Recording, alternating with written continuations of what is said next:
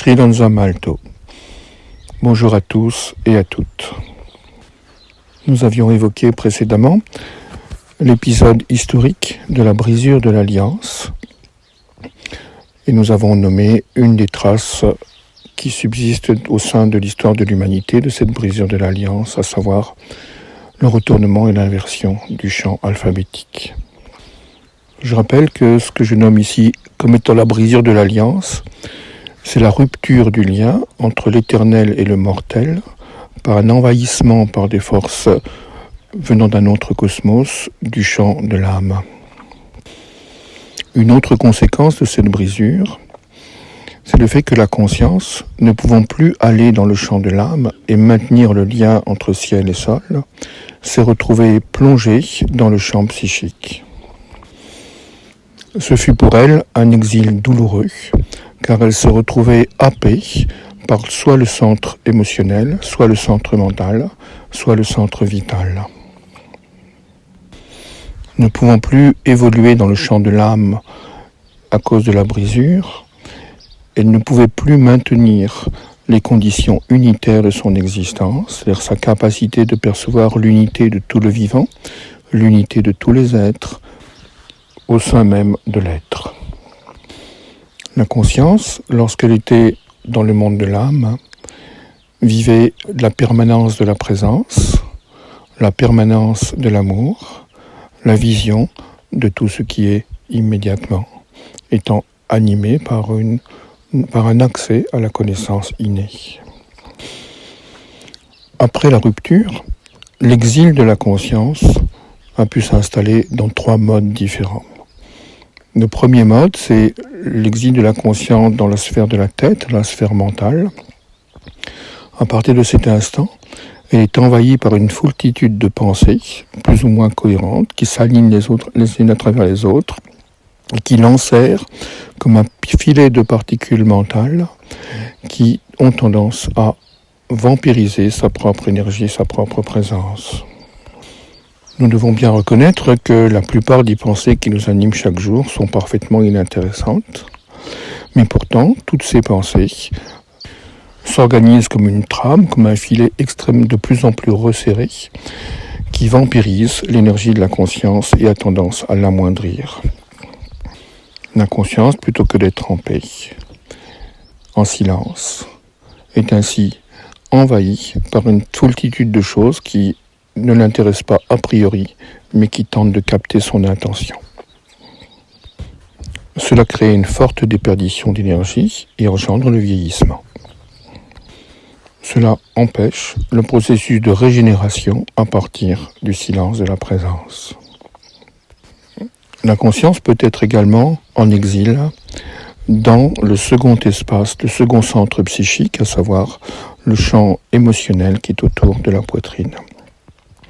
À ce moment-là, la conscience est envahie par des particules émotives, par des grands courants émotionnels qui la traversent, qui l'agitent et qui vont également être un grand vampirisateur d'énergie physique. Là, la conscience est prise dans une nouvelle dualité, non plus la dualité du vrai et du faux, du juste ou de l'injuste, du correct ou de l'incorrect, qu'il avait instrumentalisé lorsqu'elle était dans la tête, mais cette fois la dualité qui va emprisonner la conscience est celle du bon, du mauvais, de être aimé, pas être aimé, être reconnu, pas reconnu, etc. Toutes ces dualités affectivo-émotives qui sont des grands dévorateurs d'énergie également.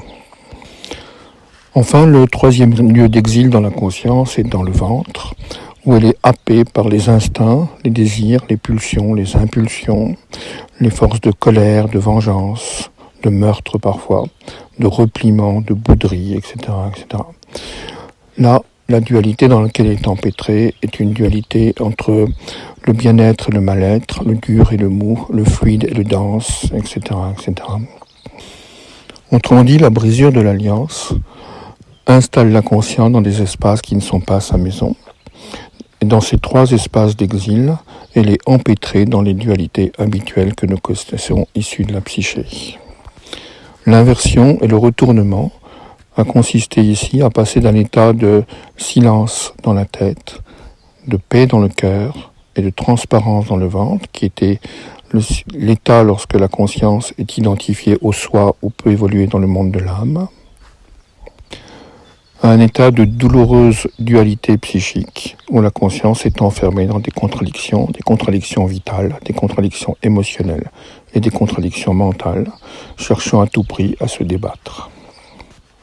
Lorsque la conscience est enfermée dans le champ mental de la tête, certaines particules mentales prennent la place de la royauté de l'âme et laissent passer devant la conscience un écran selon lequel il est considéré que ce qui est le plus important, c'est la quête de sens, ceci devenant le nouveau faux Dieu du processus évolutionnaire. Lorsque la conscience est enfermée dans le champ émotionnel, les particules émotionnelles prennent également le lieu de la royauté et font croire à la conscience que la quête de l'amour est la chose la plus importante au monde, à la place de la présence de l'amour. Lorsque la conscience est enfermée dans le champ vital, elle nous fait croire que la quête du bien-être, la quête de la puissance, de la santé, de la vitalité est extrêmement importante et se substitue à l'image de la vie. Quête de sens, quête d'intensité émotionnelle, quête de puissance, apparaissent comme les trois fausses images déifiées proposées par la psyché pour leurrer la conscience et la maintenir prisonnière du champ psychique. Il est donc extrêmement important de pratiquer une désexilation de la conscience de ces trois cages mentales, émotives et vitales qui tentent de la maintenir le plus longtemps possible enfermée en elle-même, afin qu'elle puisse retrouver l'espace alocal de l'âme. L'âme pourra ainsi reprendre sa propre royauté sur la structure psychophysique et redevenir ce qu'elle aurait toujours dû être, c'est-à-dire le lieu de guidance de l'incarnation. Pour cela, il existe dans le cœur une porte qui permet cette restauration, qui permet de remettre en contact, en lien, la conscience avec l'âme, de façon à ce qu'elle ne soit plus empêtrée dans les situations émotives, mentales et vitales perturbées.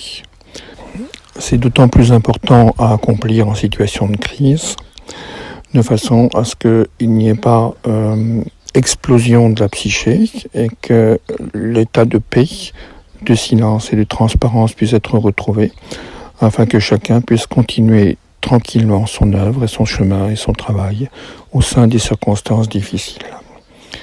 Voici donc une méditation qui suit pour permettre ce processus de réalignement de la conscience sur l'âme. C'était Sri Nalsamalto. Je nous souhaite à tous une magnifique lumière au sein de la présence.